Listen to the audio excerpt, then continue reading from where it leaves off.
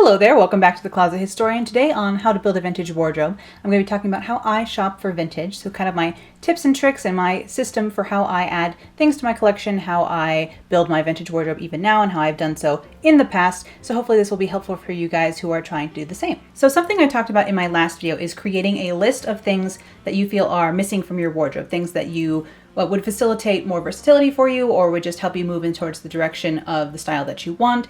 So creating a list of things that are missing from your collection or wardrobe that you would like to therefore shop for or sew or somehow acquire to build that into your wardrobe. For example, my list currently, and I do have notes, are Fair Isle sweaters, navy gloves and cotton or cotton blend, a black patent leather belt, 1940s felt hats for like fall and winter time, always on the lookout for that, 1940s suiting, long sleeve 1940s dresses in solid colors, and navy blue pumps suitable for the 40s or 50s. I find it really hard to find navy shoes that are very vintage appropriate. None of the major retro brands make like closed toe classic navy pumps for some reason, but I digress. Now we can sort this list into two categories as well, which is things that are extremely specific and things that are very vague. So of course things like 1940s suiting, that's very much open. It's like any 1940s suit that I come across in my size, that's kind of like what I'm looking for there. Whereas things like navy blue cotton gloves are very specific, and obviously I'm searching for something very particular in that instance. So there's either particular things or vague things on the list. And then the other way to break down this list is to start writing next to the items where you think you'll be able to acquire them. So some things like, let's say, if you have a black patent leather belt like I do on my list, that's something I possibly could find at Target, at H&M, at the thrift store. So that is something I could shop for in person. I don't necessarily need to shop online for that item. And then there's some things on my list that I could possibly make or sew myself. So that's gonna be the 1940s long sleeve dresses. That's something that I would make myself, so I can cross that kind of off my shopping list. It's much more of a to be made things. So I put that on a different list of things I would like to make, which I have a lot of lists you'll discover in this video. The last category of things are like usually the very specific accessory items, especially are things you can find online, shopping online on eBay or Etsy, wherever you like to shop online. Personally, I like to shop on Etsy, of course, and that actually is where I will be going into how I shop very specifically in just a moment here. Now I want to show you all exactly how I shop on Etsy, how I narrow everything down. There's a lot of different options. If you're new to shopping on Etsy, there's a lot of different categories and like ways you can narrow down your search. Instead of just typing it at the top, navy suit, you can really quite narrow it down. So I'm going to show you exactly how I would shop for something very specific and how I would shop for something vague. So we'll jump into that screen capture right now. Okay, here we are on Etsy. Let's just type in, for example, 1940 suit large and hit search. All right, so here we are. We have some options over here on the left-hand side. So I'm going to select clothing and then women's clothing. Come down here and select United States and then select vintage as well. And that's all I'm going to do on this side to narrow things down. But over here, I'm also going to select most recent because I am searching for 1940 suiting all the time. So I have seen the most relevant listings already, but I want to see what has been uploaded most recently or what has been listed most recently. So I'm always going to go with most recent. So then I just start scrolling. You can also set the price over here as well. But I'm just going to start scrolling down, see what catches my eye. Sometimes if you hover over the description, it might give you a little bit more information, but unless the size is listed in the beginning of the description, you're probably going to have to click on it to see more. So if something catches your eye, I just open that in a new tab, keep going. Anything that catches my eye, I just open those in new tabs before I go on to the next page. And this has only got 2 pages of results because I did type in large up at the top. If you just type in 1940 suit, obviously a lot more pages come up. But because these are all with the word large somewhere in the listing, it narrows it down a little bit more. So over here, I'm going to select this first one I looked at, get a little bit more information over here. And then the first thing I'm going to do is just look at the size. Before I even look at anything else, I want to know, I don't want to fall in love with anything if it's not going to fit. And this one just actually does look like it would fit me. Going over here, again, first thing I'm going to do is look at the size. I think it's really useful on suits to look at the skirt size. If the skirt will fit you, the odds are the jacket will more fit you. Sometimes it looks like the jacket will fit you, but then the skirt will be a couple inches too small. And usually if the skirt is going to be too small, I find the jacket will as well. Coming over here to look at this last one. Here you can see that the bust measurement is 38, and seeing as I have a 42-inch bust, I know immediately this suit will just not, or this jacket will just not work for me. And so I can just not fall in love, even though, whew, look at those pockets, and just click out of here before I get any more attached. So that's how I would search for 1940s suiting. So let's try searching for something more specific, like the navy blue gloves, for example. And so we'll just type in navy blue gloves, and then our main results here we're going to narrow down by going to accessories. I'm going to select United States again, and then vintage again as well. And then again on this side I will select most recent, because again I am searching through these things all the time and I only want to see the most recent listings. So these ones are pretty cute, but they've got a size 7 tag on them, so it won't fit me. I'm looking for things that say 7.5, 8. Usually it's pretty rare in gloves. They don't usually list the size all the time, which is annoying. These ones here, you can kind of tell that they are shiny, and since I'm looking for more of a cotton as opposed to a nylon, I won't click on that. These ones look almost like a more matte finish, so I'll click on those. Just looking for either new listings I haven't seen before or things that look like they might be made of cotton. So these ones look kind of cotton, but it does list a size that won't fit me. These ones again look kind of cotton, and they don't list a size, so I'll open those ones up. So just kind of searching for things that look like they fit my parameters and will fit my size as well. So if I like something, I just open another tab and I just keep scrolling. It's just the quickest way I go through these kind of things, and you can go from page to page doing the same here. So let's say if you did just type in 1950s gloves, what the results would be like. As you can see, as opposed to having, 12 pages or whatever, it's going to have 60 something pages of results to sort through.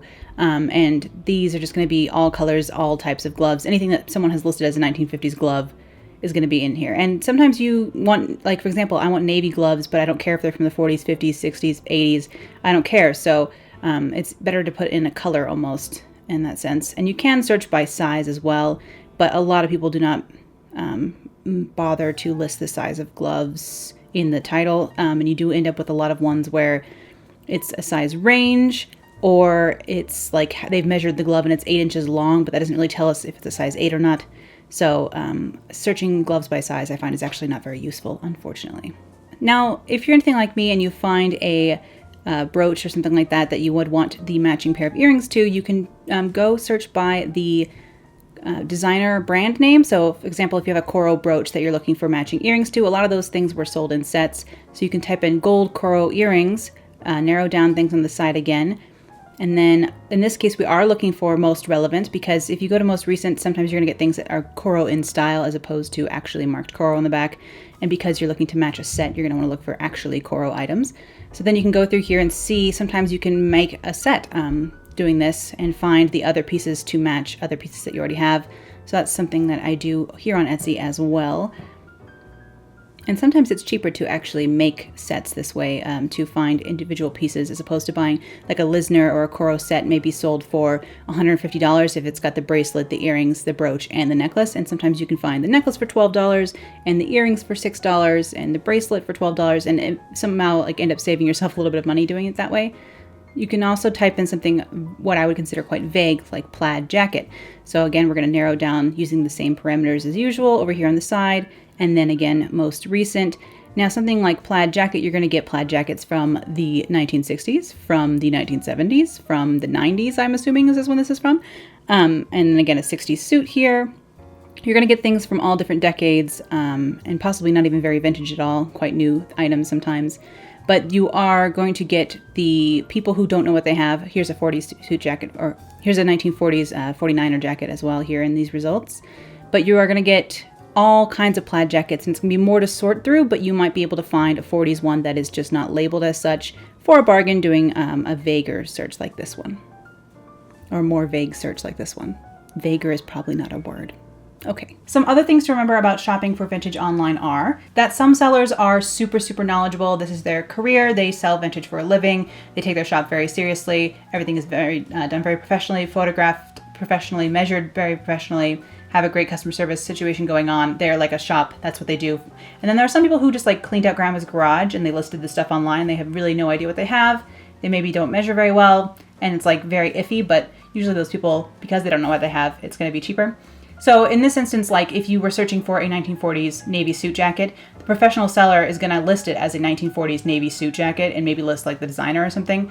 But, the person cleaning out grandma's garage is going to be like navy jacket. So sometimes if you don't find anything searching 1940s navy suit jacket, if you just type in navy jacket and are willing to go through like lots of pages of like random results, you can sometimes find gems doing that, just because people don't really know what they have. So they might have listed it under a very generic name or a very generic search term, but you can find good vintage just using very generic terms like that, and maybe you can score a bargain that way. Also, like I said in my last video, I want to remind you guys to factor in ease with your measurements when you are shopping online. You don't want to be disappointed when something arrives because it's your exact measurements, which means it like will not fit you because it's like would be like a second skin, and you need ease and some amount of extra fabric to wrap around your body, especially if you're buying things like jackets and coats. Factor in 4 or 5 inches of ease. Something like a suit jacket, I usually buy things with like a 36-inch waist, even though I have a 30-inch waist. It's just with all that tailoring and all that kind of structure built into a jacket, you're going to want extra measurements. So it takes a little bit of practice buying to know exactly how much ease you like in your garments. It's kind of a trial and error bit of a situation, but if you have things that you like the way they fit, measure those, and then you will have a good idea going forward. And then of course, some sellers are better than others at doing very accurate measurements, and that is something where if someone has completely mismeasured something, you hopefully will be able to return it or figure it out with the seller in some way. But usually people are pretty good in general. There are a couple of people who are known, like shops that are known that they measure very exactly, or they measure with a little bit of ease built in too. So it's sometimes even worth it to message the seller and say, hey, is this the exact measurement? Could you give me more measurements for this garment? Things like that. Usually reaching out to sellers, people don't mind being able to do that. They're trying to make the sale, so they're happy to help you out in that regard. Another tip is to try and buy from reputable shops, places like, for example, Fab Gabs perhaps, or Poppycock Vintage. These are really kind of well-known Etsy online vintage stores within the community, and you can follow people on Instagram as well to see previews before they list things. If you want to get into the kind of competitive vintage buying, I really stay out of that stuff just because I would get my heart broken way too often.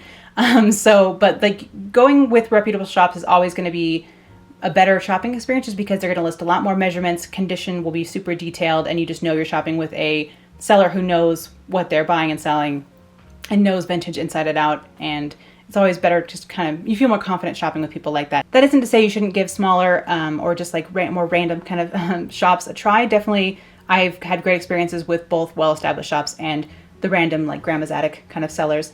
But I always do try and shop from shops that have a lot of sales and reviews, so I can see kind of the general experience that other customers are having. I try not to shop with Etsy stores that have no reviews just because it's just too much of an unknown quantity for me. I want to know that other people have had a good experience with them before.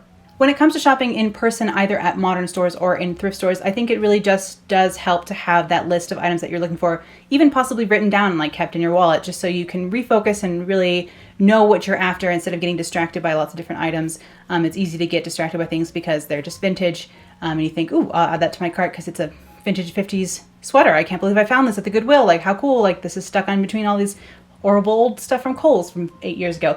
But like, just because you find vintage out in the wild doesn't mean that that is the right vintage for you. So it's good to keep like a list and an idea of what you are actually after to help keep you focused in those kind of overwhelming environments. And remember, like I said in my last video, have patience with yourself and with building your vintage wardrobe. Patience is always key. So I hope some of this was helpful for you guys who are looking to build a vintage style wardrobe as well. Of course, this is a very Etsy and online shopping based video because that is how I personally build most of my vintage collection, or have built most of my vintage collection and vintage style wardrobe.